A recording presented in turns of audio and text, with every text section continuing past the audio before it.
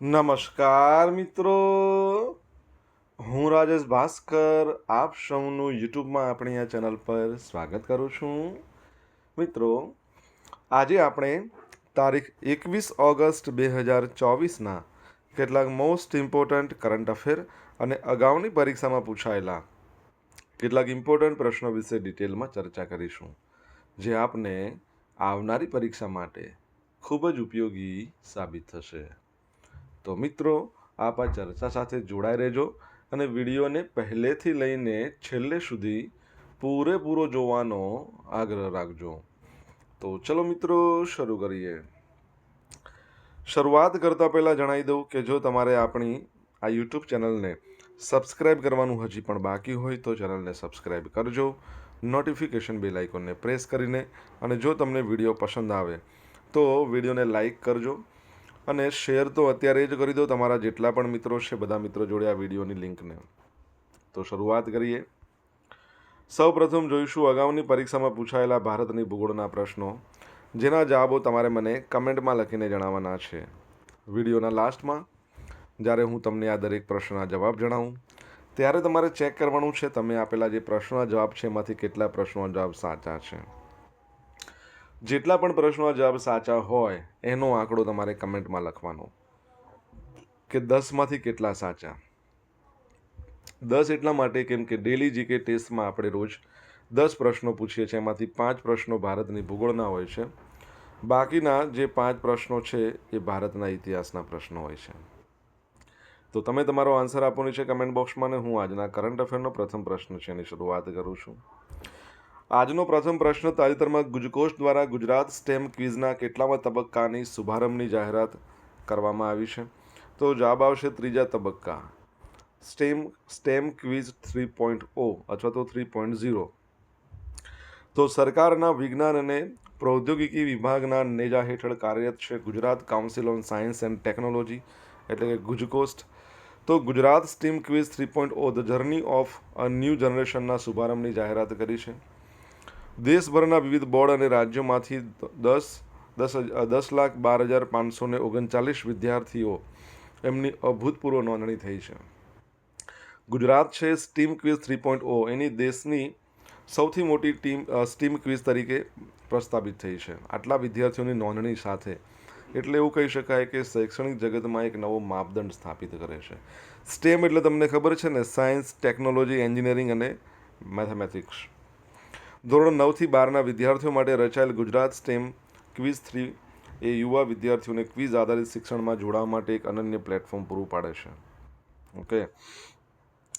Space application centre ISRO, Bhabha atomic research centre Mumbai, DRDO, national forensic science university Gandhinagar, આવી બધી પ્રતિષ્ઠિત સંસ્થાઓ ભારતની આ સૌથી મોટી સ્ટેમ ક્વિઝમાં સહયોગી સંસ્થાઓ છે. આ ઉપરાંત Gujarat science city venue partner તેમજ મીડિયા પાર્ટનર તરીકે ડીડી ગિરનાર, ટેકનોલોજી પાર્ટનર તરીકે ગુજરાત ઇન્ફોર્મેટિક લિમિટેડ છે. વિદ્યાર્થીઓને તેમની તૈયારીમાં મદદ કરવા ગુજકોસ્ટે વિવિધ સ્ટેમ્સ વિદ્યાશાખાઓના 7,000થી વધુ પ્રશ્નો સાથે કાળજીપૂર્વક ક્વિઝ બેંક છે એને તૈયાર કરી છે. નવેમ્બર 2024માં ગુજરાત સાયન્સ સિટી ખાતે ગ્રાન્ડ ફિનાલે એટલે ગ્રાન્ડ ફાઇનલ યોજાવાની છે. ટોચનું પ્રદર્શન કરનાર તેજસ્વી વિદ્યાર્થીઓને 2 કરોડના ઇનામોથી નવાજવામાં આવશે.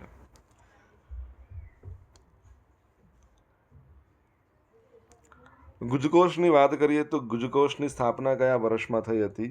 જો તમને ખબર હોય તો તમે કમેન્ટ બોક્સમાં લખીને જણાવી શકો છો.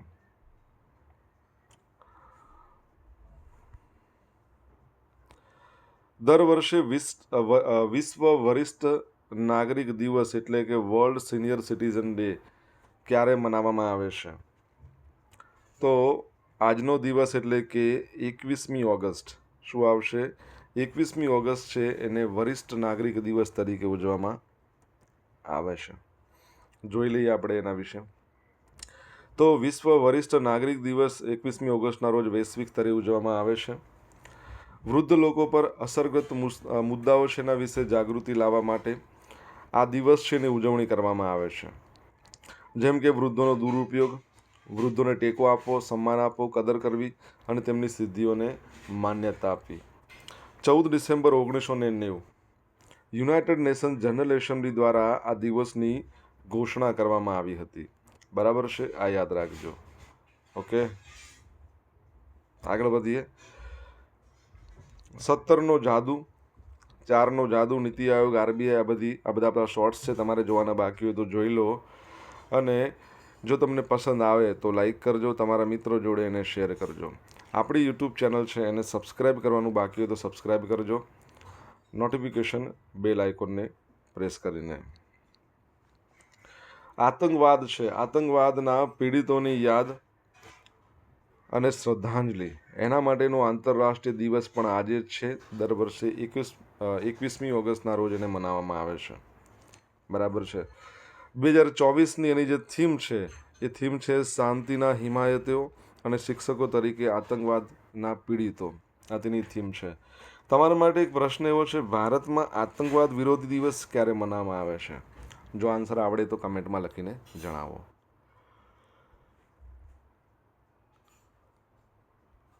DRDOના અગ્નિમેન તરીકે ઓળખાતા ડૉક્ટર અને વૈજ્ઞાનિક અને ડૉક્ટર રામ નારાયણ અગ્રવાલનું નિધન થઈ ગયું છે. 84 વર્ષની ઉંમરે એમણે હૈદરાબાદમાં અંતિમ શ્વાસ લીધા. તેઓ અગ્નિ મિસાઇલના પ્રથમ પ્રોગ્રામના ડાયરેક્ટર હતા. ડૉક્ટર અગ્રવાલે 1983થી લઈને 2005 સુધી અગ્નિ મિશનના પ્રોગ્રામ ડિરેક્ટર તરીકે કામ કર્યું હતું. તેઓ અગ્નિમેન તરીકે પણ જાણીતા હતા. એમણે મિસાઇલની વોરહેડની reentry, composite heat shield, board propulsion system, guidance અને કંટ્રોલ વગેરે પર જાતે જ કામ કર્યું હતું. આ ઉપરાંત તેમને પદ્મશ્રી અને પદ્મભૂષણથી સન્માનિત કરવામાં આવ્યા હતા. અગ્રવાલ અને તેમની ટીમે 1989ના મે મહિનામાં પ્રોગ્રામ ડાયરેક્ટર તરીકે અગ્નિ મિસાઇલનું સફળતાપૂર્વક પરીક્ષણ કર્યું હતું. તે એક ટૂંકા ગાળામાં દુશ્મનને ભેદ કરવા માટે બનાવેલી બેલેસ્ટિક મિસાઇલ હતી. DRDOની વાત કરીએ, defence research and development organisation, 1 January 1958ની સ્થાપના, હેડક્વાર્ટર નવી દિલ્હીમાં, વલશ્યમૂલમ વિજ્ઞાનમેનો મુદ્રાલેખ અને તેના અધ્યક્ષ છે ડૉક્ટર સમીર વી કામત. રિસન્ટલી તમને ખબર હોય તો DRDOએ રાજસ્થાનના પોખરણમાં મેન પોર્ટેબલ એન્ટીટેક ગાઇડેડ મિસાઇલનું સફળ પરીક્ષણ કર્યું. આ ઉપરાંત ઓડિશામાં જે વ્હીલર દ્વીપ આવેલો છે, કલામ ટાપુ, ત્યાં પણ બરાબર છે ગૌરવ, ઓકે, એનું સફળ પરીક્ષણ કર્યું છે. ઓકે, તો એ પણ યાદ રાખજો. લોંગ રેન્જ ગ્લાઇડ બોમ્બર છે એ. ઓકે, તો DRDO વિશે આ બાબત છે તમારે યાદ રાખવાની. તમારા માટે પ્રશ્ન છે, ભારતમાં મિસાઇલ મેન તરીકે કોણ ઓળખાય છે? જો તમને ખબર હોય તો કમેન્ટ બોક્સમાં લખીને જણાવો. મિત્રો, વિડીયો પસંદ આવ્યો હોય તો વિડીયોને લાઇક કરો, તમારા મિત્રો જોડે શેર કરો. આપણી બંને યુટ્યુબ ચેનલ રાજેશ ભાસ્કર 2ને સબસ્ક્રાઇબ કરવાનું બાકી હોય તો સબસ્ક્રાઇબ કરો, નોટિફિકેશન બેલ આઇકોનને પ્રેસ કરીને. જો તમારે ડેલી કરંટ અફેરની PDF જોઈતી હોય તો ટેલિગ્રામ ચેનલને જોઈન કરો, જેની લિંક વિડીયોની ડિસ્ક્રિપ્શનમાં આપેલી છે. અહીંયા તમને પોલ્સ પણ રમવા મળશે, PDF તો મળવાની જ છે. તાજેતરમાં રક્ષામંત્રી રાજનાથસિંહે કયા સ્થળે અત્યાધુનિક ભારતીય coast guard maritime rescue coordination centre building એનું ઉદ્ઘાટન કર્યું છે? તો જવાબ આવશે ચેન્નાઈ ખાતે. કઈ જગ્યાએ? ચેન્નાઈ ખાતે. તો રક્ષામંત્રી રાજનાથસિંહ છે, એમણે 18મી ઓગસ્ટના રોજ ચેન્નઈમાં અત્યાધુનિક ભારતીય coast guard maritime rescue coordination centre MRCC building એનું ઉદ્ઘાટન કર્યું. તેઓ બે વધારાની મુખ્ય સુવિધાઓ ચેન્નઈ ખાતે પ્રાદેશિક મરીન પોપ્યુલેશન રિસ્પોન્સ સેન્ટર અને પુડુચેરી છે ત્યાં કોસ્ટગાર્ડ એર એન્કલેવ એનું પણ ઉદ્ઘાટન કર્યું. ચેન્નાઈ ખાતેનું નવું MRCC એક સીમાચિહ્નરૂપ માળખું બનવા જઈ રહ્યું છે, જે દરિયામાં તકલીફમાં રહેલા ખલાસીઓ અને માછીમારો માટે દરિયાઈ બચાવ કામગીરીના સંકલન અને અસરકારકતાને નોંધપાત્ર રીતે વધારશે. આ અત્યાધુનિક સુવિધા દરિયામાં જીવનની સલામતી સુનિશ્ચિત કરવા અને ગંભીર પરિસ્થિતિઓમાં ત્વરિત પ્રતિસાદ આપવા માટે ICGની પ્રતિબદ્ધતાને રેખાંકિત કરે છે. તમને ખબર છે કે આપણે ગઈકાલે જ ભણ્યા હતા, ઇન્ડિયન કોસ્ટગાર્ડના ડિરેક્ટર જનરલનું રિસન્ટલી અવસાન થયું. શું નામ હતું એમનું? તમને ખબર હોય તો તમે જણાવી શકો છો. ઇન્ડિયન કોસ્ટગાર્ડની સ્થાપના 1 ફેબ્રુઆરી 1977માં, એના માટેનો એક્ટ 1978માં આવ્યો, હેડક્વાર્ટર નવી દિલ્હીમાં, અને એનો મુદ્રાલેખ છે વી પ્રોટેક્ટ, બરાબર છે, વયમ રક્ષામહ. 70માં રાષ્ટ્રીય ફિલ્મ પુરસ્કારોમાં રાષ્ટ્રીય સામાજિક મુદ્દા પર શ્રેષ્ઠ ફીચર ફિલ્મનો પુરસ્કાર કઈ ફિલ્મને મળ્યો? તો કચ્છ એક્સપ્રેસ નામની ફિલ્મ જે ગુજરાતી ફિલ્મ છે એને મળ્યો છે. પરીક્ષાની દ્રષ્ટિએ મોસ્ટ ઇમ્પોર્ટન્ટ પ્રશ્ન. તો 16મી ઓગસ્ટના રોજ આ જે પુરસ્કારો છે એની જાહેરાત થઈ. 1 જાન્યુઆરી 2022થી 31 ડિસેમ્બર 2022 વચ્ચે રિલીઝ થયેલી ફિલ્મોને ધ્યાનમાં રાખીને રાષ્ટ્રીય પુરસ્કારોની જાહેરાત કરવામાં આવી. શ્રેષ્ઠ ફીચર ફિલ્મ અટ્ટમ મલયાલમ, શ્રેષ્ઠ હિન્દી ફિલ્મ ગુલમોહર, શ્રેષ્ઠ દિગ્દર્શક સૂરજ બરજાત્યા ઊંચાઈ ફિલ્મ માટે, શ્રેષ્ઠ સંગીત નિર્દેશક બેકગ્રાઉન્ડ મ્યુઝિક માટે AR રહેમાન, પોનિયન સેલ્વાન 1 એટલે PS1, શ્રેષ્ઠ લોકપ્રિય ફિલ્મ પુરસ્કાર કાંતારા રિષભ શેટ્ટી, રાષ્ટ્રીય સામાજિક મુદ્દા પર શ્રેષ્ઠ feature film Kutch express Gujarati, શ્રેષ્ઠ કન્નડ ફિલ્મ KGF ચેપ્ટર 2, શ્રેષ્ઠ તમિલ ફિલ્મ પોનિયન સેલ્વાન 1. ત્યારબાદ તમે જોશો શ્રેષ્ઠ તેલુગુ ફિલ્મ કાર્તિકેય 2, શ્રેષ્ઠ મરાઠી ફિલ્મ વલ્લવી, શ્રેષ્ઠ બંગાળી ફિલ્મ કાબેરી અંતર્ધ્યાન, શ્રેષ્ઠ અભિનેતા યાદ રાખજો રિષભ શેટ્ટી છે, કાંતારા ફિલ્મ માટે એમને શ્રેષ્ઠ અભિનેતાનો એવોર્ડ મળ્યો. શ્રેષ્ઠ અભિનેત્રીમાં 2, એક તો નિત્યા મેનન થિરુચિત્રમ્બલમ માટે અને માનસી પારેખ કચ્છ એક્સપ્રેસ. તમને પરીક્ષામાં આ પ્રશ્ન પૂછાઈ શકે. Special mention award Manoj Bajpai શ્રેષ્ઠ અભિનેતા ગુલમોહર. સહાયક ભૂમિકામાં શ્રેષ્ઠ અભિનેત્રી નીના ગુપ્તા ઊંચાઈ, સહાયક ભૂમિકામાં શ્રેષ્ઠ અભિનેતા પવનરાજ મલ્હોત્રા ફૌજા હરિયાણવી ફિલ્મ. શ્રેષ્ઠ ફિલ્મ એનિમેશન વિઝ્યુઅલ ઇફેક્ટની બ્રહ્માસ્ત્ર ભાગ 1 અયાન મુખર્જી દ્વારા બનાવેલી છે. શ્રેષ્ઠ પ્લેબેક સિંગર ફિમેલમાં બોમ્બે જયશ્રી સાઉદી વેલાકા માટે અને શ્રેષ્ઠ પ્લેબેક સિંગર મેલમાં અરિજીત સિંહ કેસરિયા બ્રહ્માસ્ત્ર માટે. શ્રેષ્ઠ સંગીત પુરસ્કાર પ્રીતમ એ પણ બ્રહ્માસ્ત્ર માટે. બરાબર, તો આ યાદ રાખજો. મેં તમને જે હાઇલાઇટ કરી છે એ વસ્તુ પરીક્ષાની દ્રષ્ટિએ અગત્યની છે. માનસી પારેખ શ્રેષ્ઠ અભિનેત્રી અને કચ્છ એક્સપ્રેસ શ્રેષ્ઠ ગુજરાતી ફિલ્મ. શ્રેષ્ઠ ડેરીનો એવોર્ડ વેસ્ટ ઝોન સુરતની સુમુલ ડેરીને અપાયો. ઇન્ડિયન ડેરી એસોસિએશન દ્વારા શ્રેષ્ઠ ડેરીનો એવોર્ડ વેસ્ટ ઝોન સુરતની સુમુલ ડેરીને અપાયો. કેન્દ્રીય મંત્રી નીતિન ગડકરીના હસ્તે આ એવોર્ડ આપવામાં આવ્યો છે.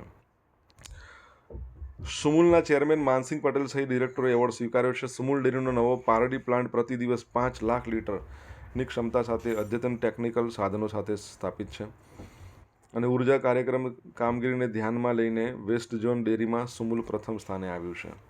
સુમુલ સાથે જોડાયેલા 2.5 લાખ પશુપાલકો દૂધ ઉત્પાદન થકી દરરોજ 12 કરોડ રૂપિયાની રોજગારી મેળવે છે. સુમુલ બરાબર છે, તમારે જણાવવાનું છે કે એની સ્થાપના કયા વર્ષમાં થઈ હતી. ઓકે, સુરતમાં આવેલી છે. સોશિયલ મીડિયાના માધ્યમથી તમે મારી જોડે કનેક્ટ રહી શકો છો. મારું ઇન્સ્ટા આઈડી છે rajesh.i.bhaskar, મારું ફેસબુક આઈડી છે RI ભાસ્કર અને ટેલિગ્રામ આઈડી છે એટલે કે ટેલિગ્રામ ચેનલ આપણી રાજેશ ભાસ્કર છે, જ્યાં ડેલી કરંટ અફેરની PDF તમને મળશે અને પોલ્સ પણ રમવા મળશે. જો ભણવાની મજા આવી હોય તો વિડીયોને એક લાઇક કરો, તમારા મિત્રો જોડે વિડીયોની લિંકને શેર કરો. ચેનલ સબસ્ક્રાઇબ કરવાની બાકી હોય તો સબસ્ક્રાઇબ કરો, નોટિફિકેશન બેલ આઇકોનને પ્રેસ કરીને. ચૂંટણી પંચે તાજેતરમાં કયા રાજ્ય યુટીમાં ચૂંટણી તારીખોનું એલાન કર્યું છે? તો જવાબ આવશે હરિયાણા અને જમ્મુ કાશ્મીર બંનેમાં. તો ચૂંટણી પંચે જમ્મુ કાશ્મીર અને હરિયાણામાં ચૂંટણી તારીખોનું એલાન કર્યું છે. જમ્મુ કાશ્મીરમાં 3 તબક્કામાં મતદાન થશે, જ્યારે હરિયાણામાં 1 જ તબક્કામાં. બંને રાજ્યોના ચૂંટણી પરિણામો 4 ઓક્ટોબરે જાહેર થશે. જમ્મુ કાશ્મીરમાં 18 સપ્ટેમ્બરે પહેલા તબક્કાનું મતદાન થશે, જ્યારે બીજા તબક્કાનું મતદાન 25મી સપ્ટેમ્બરે થશે. ત્રીજા તબક્કાનું મતદાન 1 ઓક્ટોબરે. હરિયાણામાં 1 ઓક્ટોબરે મતદાન થવાનું છે. તમને ખબર છે ને, આર્ટિકલ 370 દૂર કરવામાં આવ્યો હતો જમ્મુ કાશ્મીર જ્યારે રાજ્ય હતું અને પછી યુટી બન્યું ત્યારે. અને એના બાદ હવે એવું કહી શકીએ કે 10 વર્ષ થઈ ગયા. સૌ પ્રથમ વખત વિધાનસભાની ચૂંટણીઓ થશે. આ પહેલાં 2014માં છેલ્લી વાર વિધાનસભાની ચૂંટણીઓ થઈ હતી. સીમાંકન પછી રાજ્યમાં હવે વિધાનસભાની સીટોની સંખ્યા 90 થઈ ગઈ છે. જમ્મુની વિધાનસભાની 43, કાશ્મીરની 47. આ પહેલાં 2014માં 87 સીટો પર ચૂંટણી થઈ હતી. જમ્મુ કાશ્મીરમાં કુલ 11,838 પોલિંગ બૂથો હશે.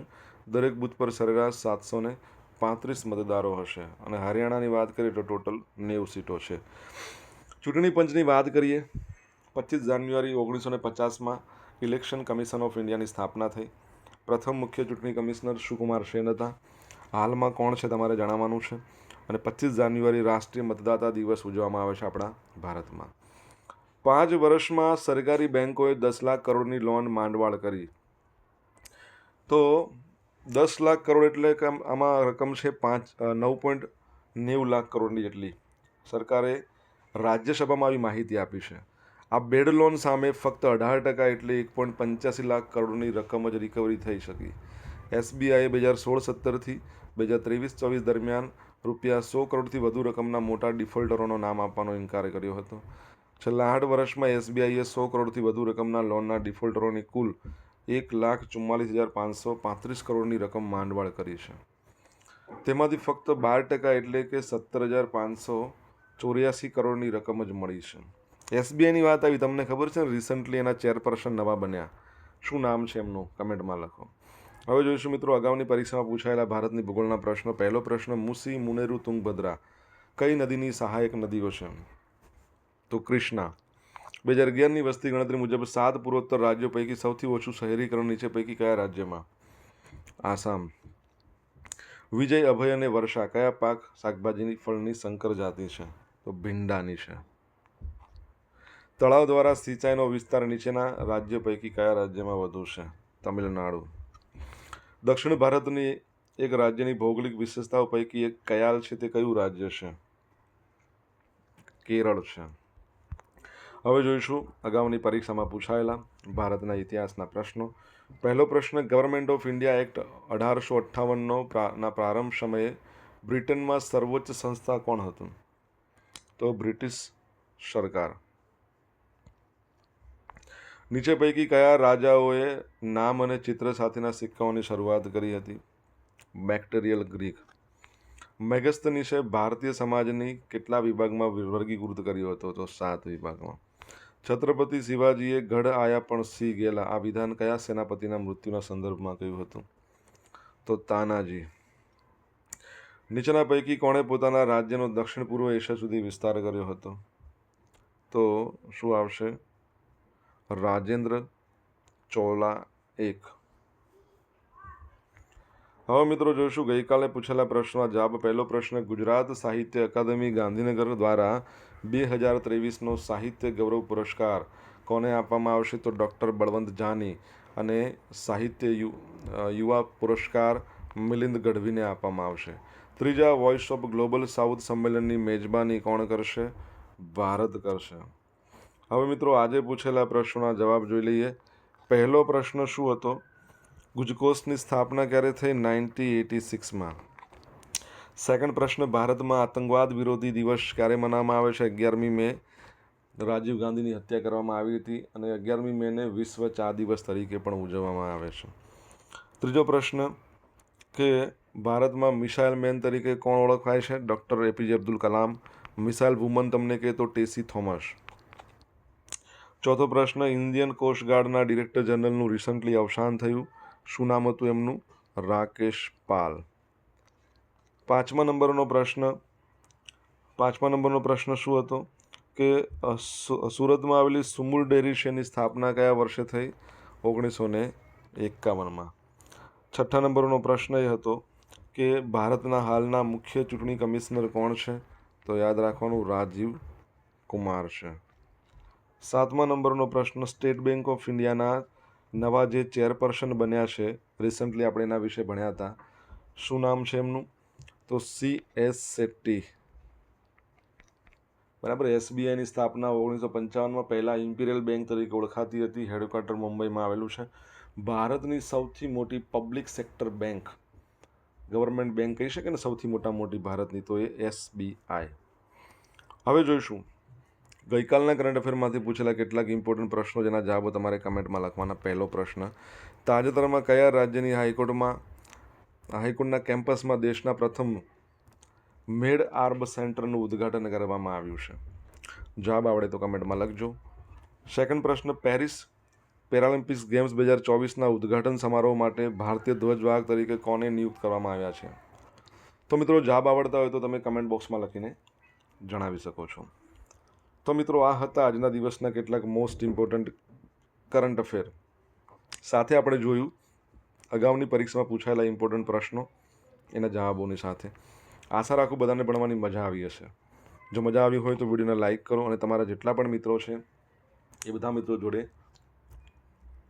આ વિડીયોની લિંકને શેર કરજો. WhatsApp, Twitter, Instagram, Facebook, Telegram, signal, threads તમે જે તે સોશિયલ મીડિયા એપ્લિકેશન વાપરો એમાં આપણી બંને યુટ્યુબ ચેનલ રાજેશ ભાસ્કર 2ને સબસ્ક્રાઇબ કરો, નોટિફિકેશન બેલ આઇકોનને પ્રેસ કરીને. તો મિત્રો thank you so much for watching this video. Have a nice day. જય હિન્દ, જય ભારત.